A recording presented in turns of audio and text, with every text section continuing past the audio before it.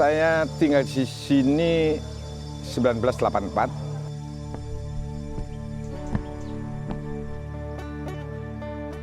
Sudah terjadi erosi. Dulu ini sebenarnya sangat luas pantainya ini. Kalau dia musim surut itu bisa sampai 500 meter ke depan dari pantai ini ada.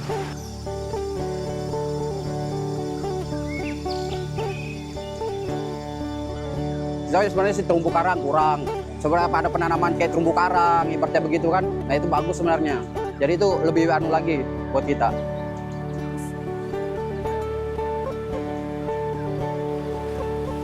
Dulu juga banyak ular, banyak biawak, terus ularnya kemana-mana tuh. Sekarang sudah kita jadiin ini tempat wisata berguna lah bagi warga sekitar yang dekat.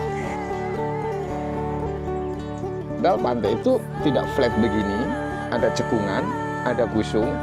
Saat dia digusung gini, mungkin masih sedada, begitu air naik, semakin tinggi, bagian bawahnya semakin dalam. Nah,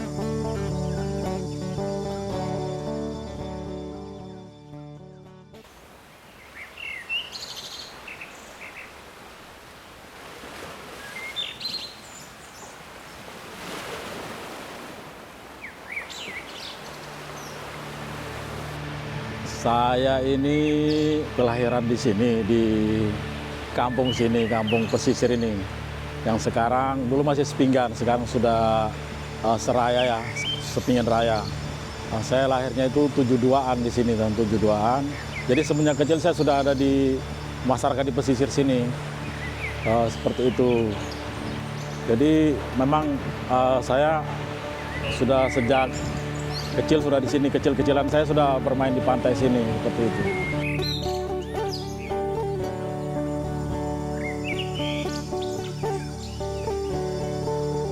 Di garis batas antara daratan dan lautan, hidup tumbuh dalam ritme alam yang tak tertulis. Di sini, laut bukan sekadar ruang, ia adalah ibu, saudara, guru. Setiap hembusan angin, setiap gelombang pasang, dibaca seperti kitab tua oleh mereka yang telah tinggal sejak lama. Masyarakat adat pesisir tak belajar dari buku. Mereka belajar dari waktu, dari luka, dari harapan. Mereka hidup dari laut dan hidup untuk menjaganya.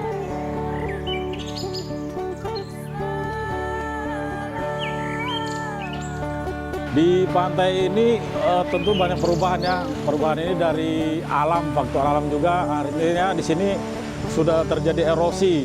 Dulu ini sebenarnya sangat luas pantainya ini.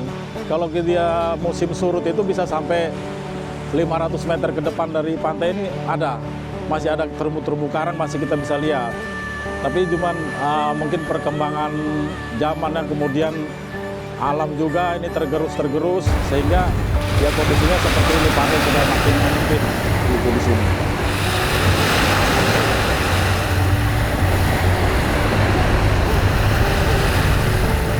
arti tanah ini buat saya dan semua warga yang di sini sangat menyenangkan karena semakin kesininya lebih ada keuntungan dari finansial sudah jelas. Karena di sini ada nelayannya, bisa cari nafkah di sini. Terus UMKM di wilayah pantai ini, walaupun pantai ini tidak semegah yang dibayangkan dengan pantai lain. Mengingat pantai ini kita buka dengan swadaya anggota masyarakat yang ada di RT kami, di RT 28 ini.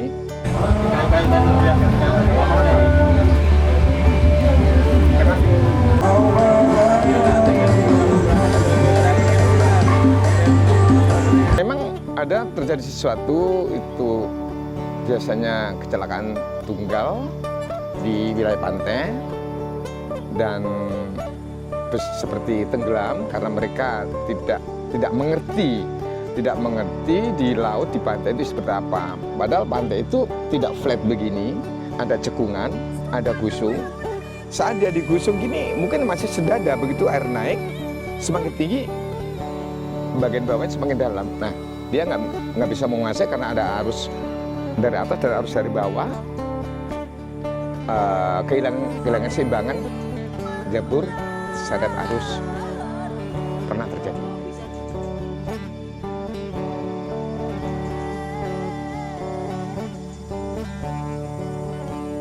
Merupakan juga sumber kehidupan bagi warga kami, bagi masyarakat pesisir di sini.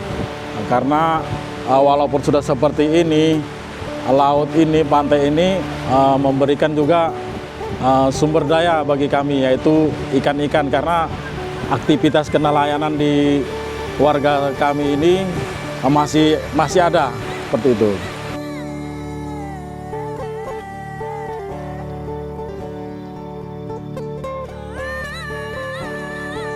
Untuk ide pembangunannya sebenarnya dari komunitas awalnya itu di sini ini komunitas Spartan seingat saya itu sekitar tahun 2017-18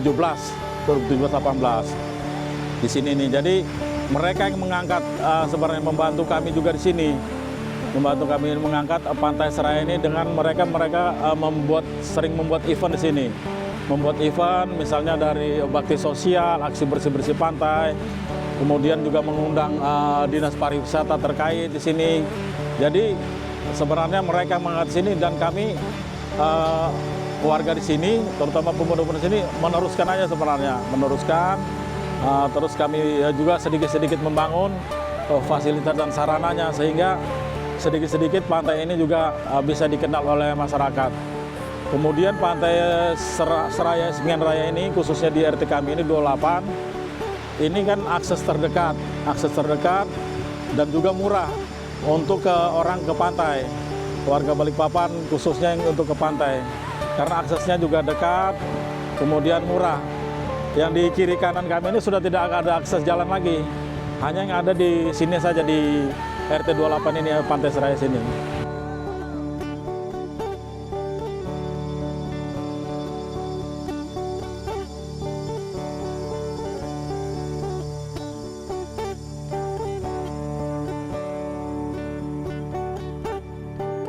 Marilah kita jaga kelestarian laut ini, kelestarian pesisir ini, karena ini kan bukan hanya sampai di sini aja, tentunya pasti untuk waktu-waktu ke depan pasti ini juga harus kita jagalah kelestariannya, terutama untuk kepariwisataannya ini juga secara tidak langsung kita kan juga membantu pemerintahan kota, dalam hal ini Dinas Pariwisata untuk menciptakan pariwisata di Kota Balikpapan seperti itu.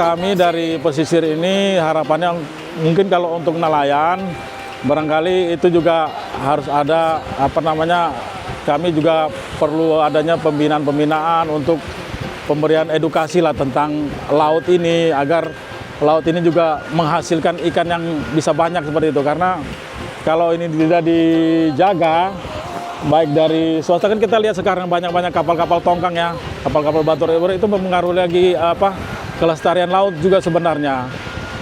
Namun itu yang harus kita betul-betul kita komitmen jagalah. Dalam hal ini juga mungkin dari dinas terkait perikanan dan kelautan juga harus memberikan edukasi seperti itu. Kemudian kalau untuk kelestarian pantai ini ya harapannya ya itu tadi saya bilang tadi, harus bersama kita berjaga, tidak mungkin hanya warga kami sendiri. Jadi itu harus pemahaman masyarakat, mungkin pengunjung-pengunjung juga harus menjaga kelestariannya, terutama mungkin dari kebersihannya.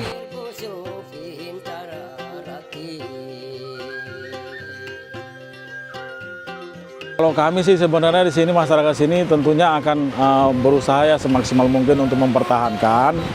Jangan sampai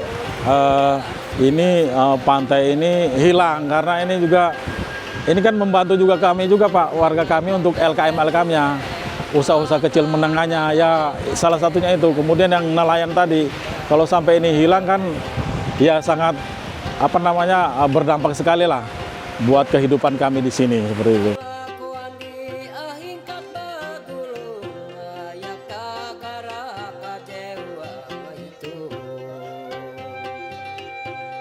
Merupakan pantai untuk dikunjungi karena pantai ini yang mau adalah dari rekan-rekan nelayan yang cari karunia di sini. Karena zaman itu masih berupa di sini ada perusahaan sawmill. Sawmill ini tentang pengerjaan kayu dan macam-macam. Setelah sawmill itu sudah nggak ada, terjadilah rimbun-rimbun. Terus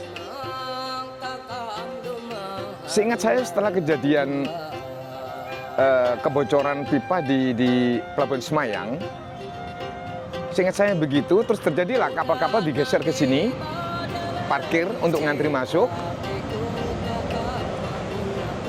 Di situ karyawan kapal, orang-orang kerja kapal lipat di kampung kami. Nah, ini rupanya ada potensi untuk dikembangkan. Jadi kita bersama warga, teman-teman RT 28 ini, gimana kalau kita buka pantai? Bagaimana caranya? Nanti kita buat pertemuan, terus nanti kita bikin tata ruangnya seperti apa, itu kita pikirkan nanti. Yang penting kita babat dulu. Kebetulan waktu itu setelah COVID turunnya, mengingat waktu itu ekonomi ambruk, kita berpikir untuk UMKM-nya warga, sehingga kita raba-rabai sepakat gotong royong membuat pantai inilah. Alhamdulillah sekarang lumayan ada penghasilan warga yang membuat UMKM yang ada di sini. Kami amat sangat menginginkan bahwa pantai ini insya Allah selamanya ada. Karena kita membuat pantai ini anggap sebagai suatu pondasi. Insya Allah nanti berikutnya anak-anak kami, cucu kami yang lanjutkan. Jadi harapannya sih tidak ada bangunan yang akan merugikan pantai ini.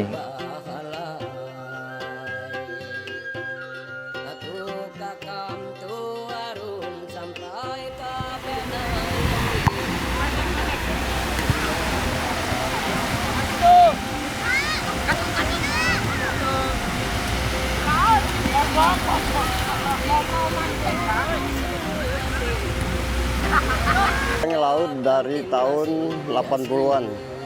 Berangkat sampai lokasi kita tarik rengge, selesai itu kita buang lagi renggenya, kita pasang lagi. Sehari aja. Dari pagi, besok pagi lagi kita tarik. Baru balik lagi.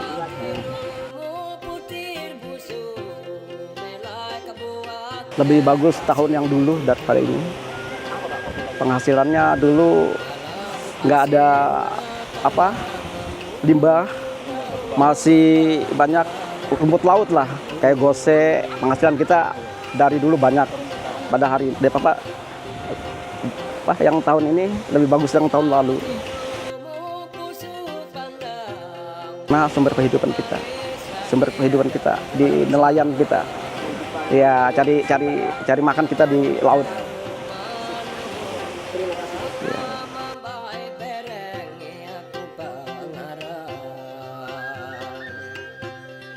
Sudah mulai dari kecil sih sebenarnya sudah nelayan, ya ikut-ikut bapak ngerengge apa gitu ibaratnya kan dulu kan. Ya mungkin sekitar ya 90-an juga lah ibaratnya dulu. Iya nelayan. Iya. Kadang ya nganter-nganter pemancing juga. Bawa-bawa orang nganter mancing. Sebelumnya ya aktivitasnya dulu ya kerja-kerja gitu aja, kerja-kerja bangunan, ya serabutan lah. Ya apa ada ya kerjain.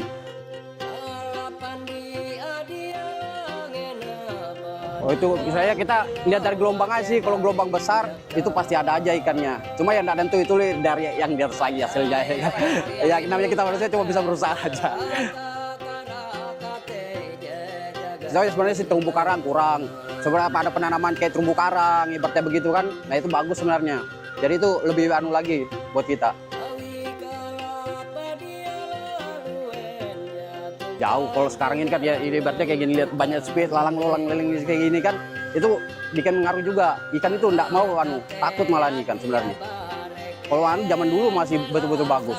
Mancing kita di pinggir-pinggir sini aja masih dapat biar mancing berendam.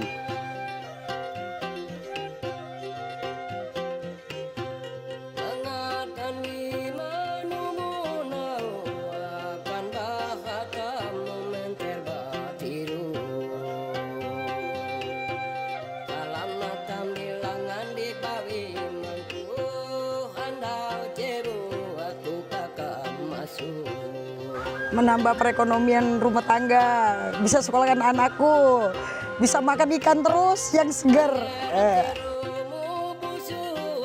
Impian kami sebagai penduduk di sini semoga rame, menambah perekonomian tambah bagus. Dulu kita nggak berjualan di pantai, pertamanya ini cuman lahan kosong, pertamanya cuman semak-semak. Kita bersama warga di sini membangun warung. Pertama warungku di depan, sekarang pindah di sini. Dulu juga banyak ular, banyak biawak.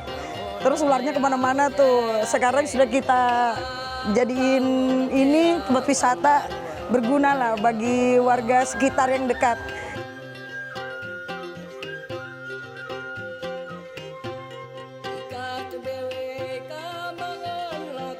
Sekitar 5 tahunan lah. Iya.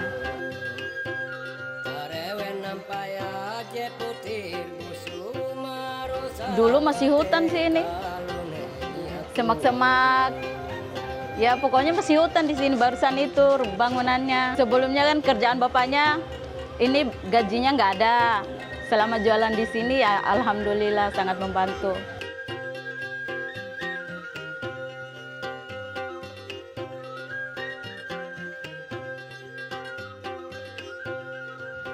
Penjaga garis pantai bukan mereka yang berdiri mengawasi, tapi mereka yang merawat, yang mendengarkan, yang memahami.